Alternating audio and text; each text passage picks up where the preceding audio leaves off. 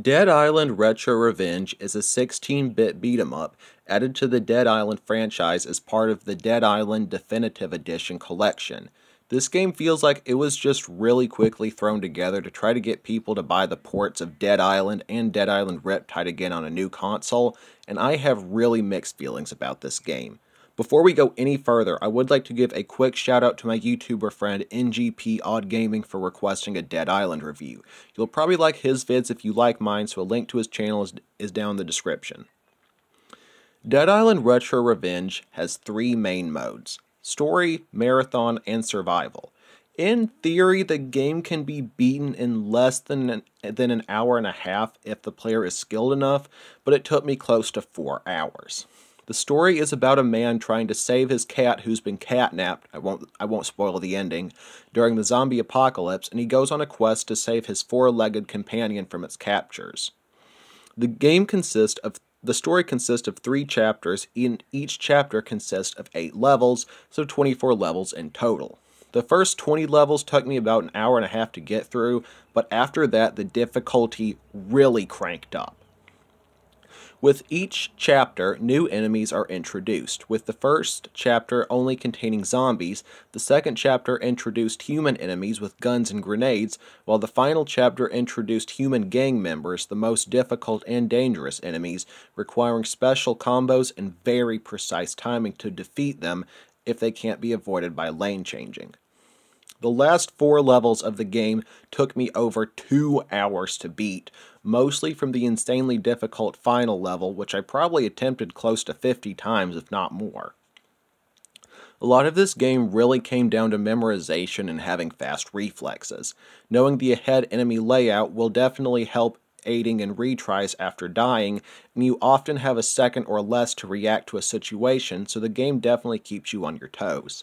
After the final level, you're put in a brief mini-game where you play as Furry the cat, who mans a machine gun on his owner's RV and starts mowing down enemies with it. Pretty fun and funny. Throughout each level, there are 2 supply crates, one containing a temporary weapon power-up, allowing the player to have a temporary damage boost while wielding a weapon, the other being a health drop, but if the player has full health, it just changes to bonus points. The player tries to rack up points by defeating enemies, because why not? They don't actually serve any in-game purpose other than you get a higher score on the leaderboard, but it's still a fun little bonus objective. Killing certain enemies also charges your special weapon, which is chosen at the start of a level. A weed eater, a crossbow that shoots saw blades, and a launcher that shoots flaming t-shirts. It shoots clothes on the enemies and blows them up a second later. I guess just the developers trying to add some humor in there. My personal favorite special weapon was the crossbow. While using the special weapon, every enemy is a one-hit and the player takes no damage, so it's smart to save its usage for tough situations.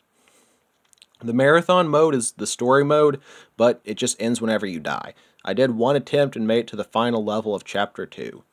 The third game mode, Survival, is pretty chaotic. You're placed in a level with randomly spawning enemies, and it just wasn't super appealing to me.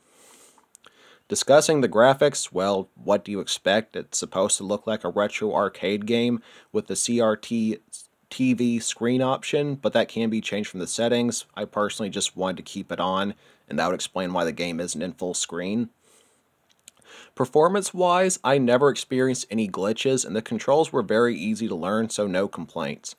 Overall, I doubt I'll ever touch this game again, unless maybe one day I make a video where I rank all Dead Island games and need to get gameplay footage.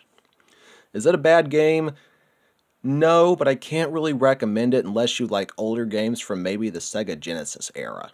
And I sure wouldn't recommend it at the full $4.99 price. Wait for a sale if you're determined to buy it. They usually drop the price down to 79 cents, which is what I paid for it. Overall score, a 6.2 out of 10. It's not a great game with not much replayability, and I really just suggest passing on it as a whole. Well, that's my review for this week. I hope you enjoyed watching. Always remember that Jesus loves you very much. I hope everyone has a blessed day. Goodbye.